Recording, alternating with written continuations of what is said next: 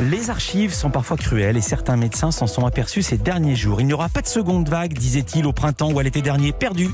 Le rebond de l'épidémie de Covid-19 est bien là, à tel point que le chef de l'État a annoncé un nouveau confinement hier soir. Conséquence, la parole de ces médecins est abîmée, leurs compétences sont contestées, critiquées et pourtant, on les voit encore dans plusieurs médias, en particulier sur les plateaux des chaînes info. Pourquoi continuer à les inviter ?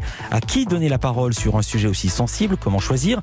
Et plus largement, comment traiter l'information scientifique à la télévision? Pour tenter de répondre à ces questions, deux invités. Bonjour Margot de Frouville. Bonjour Philippe Vandel. Vous dirigez le service santé de BFM TV. À distance avec nous, Bastien Morassi, bonjour. Bonjour Philippe Vandel. Vous êtes le directeur de la rédaction de LCI. On va commencer par une colère.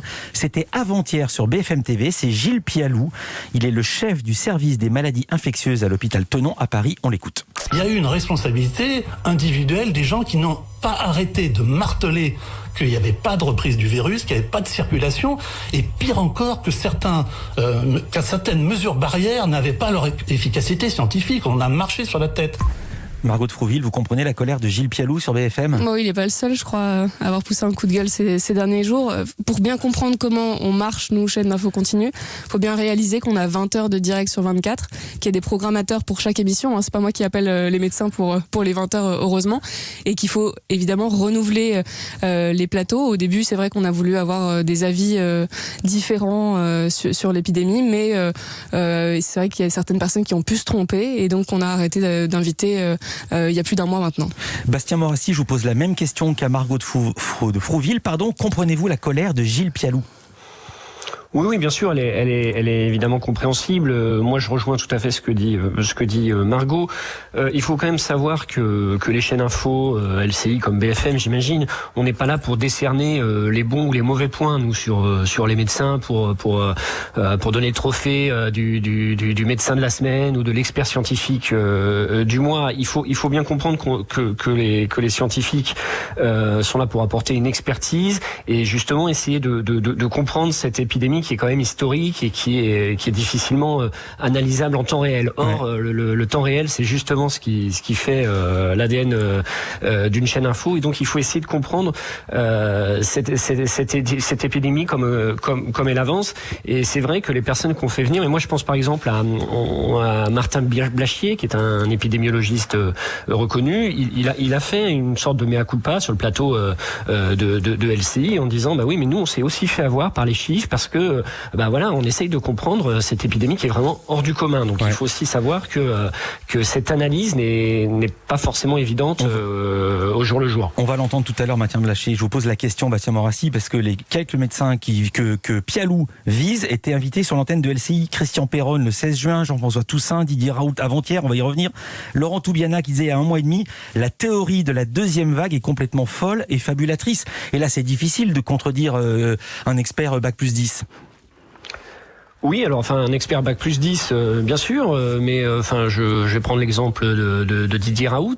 C'est son CV n'est remis en cause par personne. Ouais. C'est un excellent scientifique, et donc sa parole, elle a aussi du poids dans la communauté scientifique. Donc c'est vrai que nous, on essaye justement de recevoir ces différentes personnalités pour que le téléspectateur puisse se faire un avis. Mais vous savez, les personnes qu'on fait venir sur le plateau de LCI, on leur demande aussi un argumentaire, c'est-à-dire que quand ils viennent expliquer qu'il n'y a pas de seconde vague, ou au contraire qu'il va y avoir une seconde vague, ils viennent avec des chiffres, ils viennent avec des courbes, et après, aux téléspectateurs de se faire un avis en fonction de ces datas. Nous, on croit beaucoup aux datas. On accompagne d'ailleurs les scientifiques qu'on fait venir sur des plateaux avec des journalistes maison qui récupèrent des informations des autorités sanitaires, les ARS, Santé publique France, pour justement accompagner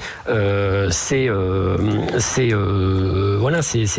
expertises. Il faut savoir que le constat, tout le monde fait à peu près près le même constat. Autant tenter, c'est-à-dire de savoir qu'il y a tant de cas où voilà aussi. Mais après, c'est analyser l'évolution de la courbe qui est difficile, et c'est là que les avis scientifiques divergent.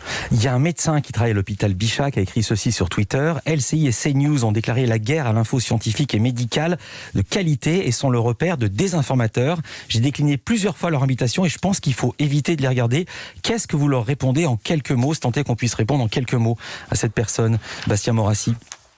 Moi, je trouve que c'est une attaque qui est difficile à notre encontre, parce que on donne vraiment la parole à des scientifiques de qualité. LCI, je vous le rappelle, c'est la chaîne de télé qui a organisé la première soirée où on avait sur le même plateau le ministre de la Santé Olivier Véran, des médecins de présenté tous bords, par David Pujadas, qui était venu en parler ici. Voilà, à ce micro. présenté par David Pujadas.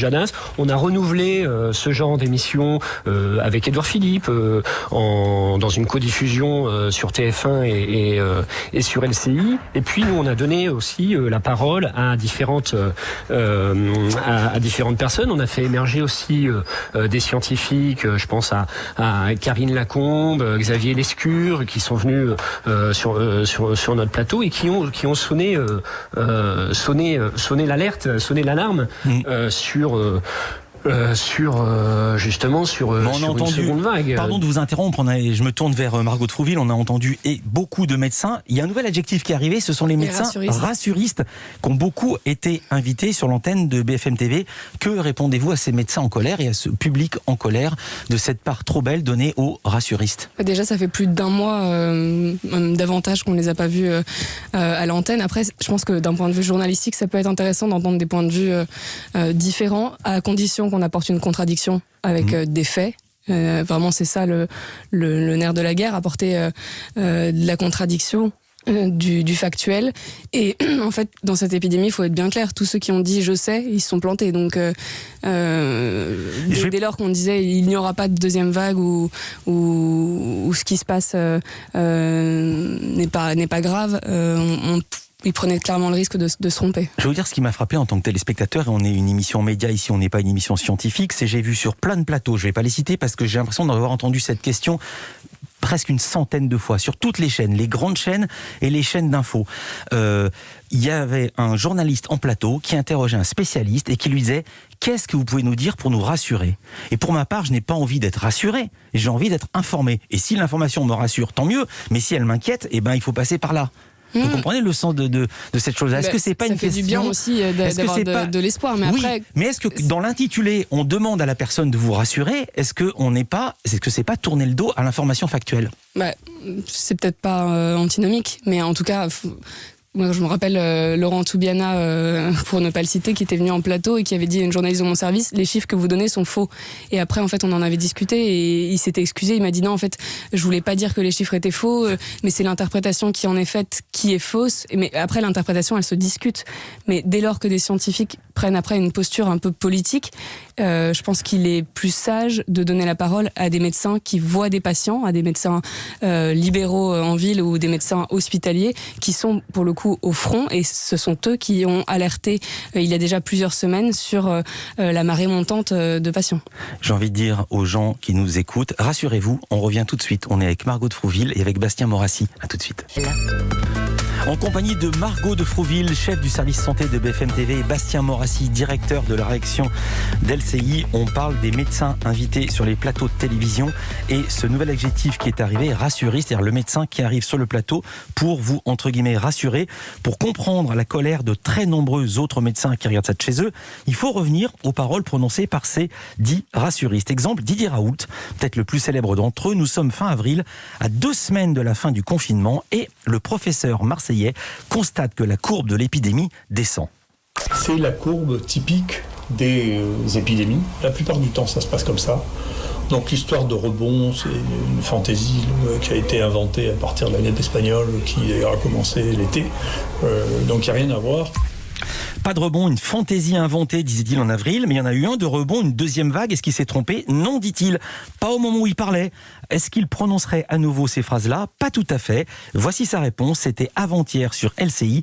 Il était face à David Pujadas. Ce que je n'avais jamais vu, et que donc je ne prédisais pas, je prédis rien, mais j'ai dû dire à un moment, écoutez, ça me paraît hautement improbable, c'est que une population qui avait vu passer une épidémie puisse faire dans les 3 mois qui suivent une autre épidémie, et quelque chose que je ne prédisais pas, qui n'a jamais été vu dans les infections virales respiratoires, qui est quelque chose de nouveau, et qui est expliqué de mon point de vue par le fait qu'il y a des variants qui sont résistants à l'immunité acquise par le premier variant. Donc ça, c'est quelque chose que je n'ai jamais vu, je ne savais pas que ça pouvait exister. Je ne pouvais pas prévoir une deuxième vague puisqu'on n'en avait jamais vu avant, Didier Raoult. Pourtant, d'autres médecins avaient vu venir cette deuxième vague, ils l'avaient annoncé, ils avaient été moqués. Bastien Morassi, pourquoi inviter encore Didier Raoult ? On continuera, nous, à inviter le professeur Raoult. Comme je vous l'ai dit, que l'on soit d'accord ou non avec lui, son parcours parle pour lui. C'est un spécialiste des maladies infectieuses, c'est un professeur de microbiologie. Moi, je pense qu'il s'est défendu. C'est une courbe qui est atypique, c'est une épidémie qui est historique et à vrai dire hors du commun. Les projections ne sont forcément pas évidentes. Les analyses du professeur Raoult sont-elles scientifiques, c'est-à-dire qu'à l'instant T, il a une analyse scientifique qui est imparable. Après, les projections, elles sont difficiles, et oui, il n'a pas vu venir la seconde vague, il l'a reconnu, on continuera à l'inviter. Même question à Margot de Frouville, vous continuerez, vous l'avez déjà interrogé, Didier Raoult, vous continuerez à le recevoir, à l'inviter, à l'interroger. D'un point de vue journalistique, ça peut être intéressant de le confronter justement à ses propos antérieurs et de voir ce qu'il répond, sachant que la première vague, ce qui est aussi intéressant, c'est qu'au printemps, la région PACA avait été relativement épargnée. Et que là, c'est dans une situation complètement différente. C'est de là que la deuxième vague est repartie. Donc c'est aussi intéressant parce on rappelle qu'il n'y a pas de réanimation dans son IHU, mais c'est intéressant de voir comment il interprète, comment il voit les choses aujourd'hui. Question à tous les deux. Est-ce qu'il y a, je cite Patrick Cohen sur le plateau de C'est à vous avant-hier, est-ce qu'il y a des oreilles et des caméras complaisantes? Autrement dit, en tant que professionnel, est-ce que vous invitez parfois ces médecins rassuristes pour faire de l'audience? Bastien Morassi, puis ensuite Margot.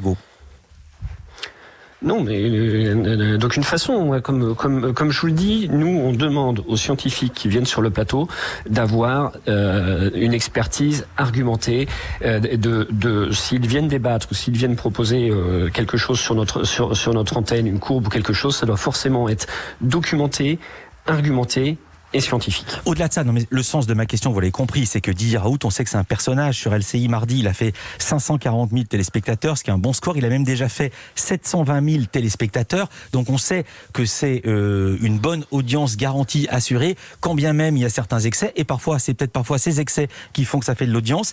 Que pensez-vous de ce reproche, Margot de Frouville, fait par Patrick Cohen, qu'il y a des oreilles et des caméras complaisantes à certains discours, y compris de la part de scientifiques? Moi, je pense que l'important, c'est la contradiction. L'important, c'est la contradiction, c'est de rester factuel, d'avoir des chiffres, des données à opposer, quelle que soit la personne en face. Ça, c'est vraiment le plus important à mes yeux. Autre exemple de médecin qui s'est trompé, c'est l'épidémiologiste Martin Blachier. Vous en parliez tout à l'heure, Bastien Morassi. Martin Blachier qui a reconnu son erreur à la différence des autres. Il a dit, je vois pas pourquoi il y aurait plus de morts cet hiver. Je ne crois pas à cette prévision alarmiste. Des mesures prises en France, en Espagne permettront de juguler cette reprise. Il y aura quelques décès supplémentaires, mais il n'y aura pas de mortalité conséquente, disait-il mi-septembre. Et 1 mois et demi plus tard, c'est pas beaucoup plus tard, 1 mois et demi plus tard, il reconnaît son erreur, mais avec une explication surprenante. Ça, c'est sûr que ma prédiction n'était pas bonne, puisque c'est absolument pas la situation dans laquelle on est aujourd'hui. Il y a eu un plateau extrêmement court, et c'est reparti encore beaucoup plus fort que ce que c'était juste avant. Il y a eu quelque chose que j'ai pas anticipé, c'est l'arrivée des mauvais jours. Franchement, il n'a pas vu venir l'automne. Comment on peut rester crédible en disant j'ai pas vu venir l'automne et les mauvais jours? Quand on parle beaucoup, on risque plus de se tromper déjà, ça c'est sûr. Je rebondis sur votre phrase. Ils parlent trop, on leur donne trop la parole. C'est compliqué, je vous dis encore une fois, tous ceux qui ont dit je sais ou ça va pas se passer, ils se sont trompés dans cette épidémie. Je pense que le maître mot c'est l'humilité.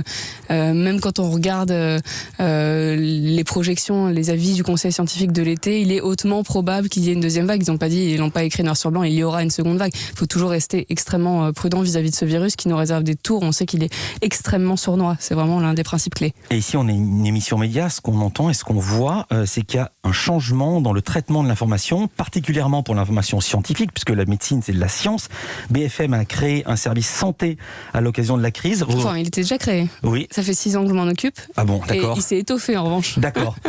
Et c'est vous qui l'avez demandé, c'est la demande express, c'est la nouvelle direction il n'y a pas trop de le choix, en fait. Marc-Olivier Fogel. Comment ça s'est passé? C'est le 24 janvier, premier cas enregistré sur le sol français et européen même. Après, tout s'est accéléré. On est toujours en binôme avec le docteur Alain Ducardonnet, avec qui je travaille, qui est cardiologue et qui consulte encore. Mais notre binôme n'a pas suffi. On a tenu quelques semaines de front, mais comme je vous l'ai dit, 20 heures d'antenne sur 24 et beaucoup de demandes, y compris le week-end. On a travaillé les week-ends un bon moment et puis après on a eu du renfort. Là, on est plus de 5 journalistes à temps plein, 2 médecins consultants et on en aura peut-être encore davantage. Bastien Morassi, combien êtes-vous à LCI et à TF1, puisque les deux rédactions sont interdépendantes, à traiter de la santé spécifiquement? Oui, c'est ce que j'allais vous dire. Nous, c'est plutôt, il faut compter avec le groupe TF1. En fait, nous, on s'appuie sur Gérald Kirzek, qui est un médecin urgentiste. Que vous nous avez piqué à Europe 1. Oui, qu'on vous, je vous le dis juste. Qu'on vous a piqué, mais on pourra le traiter de temps en temps, si vous voulez.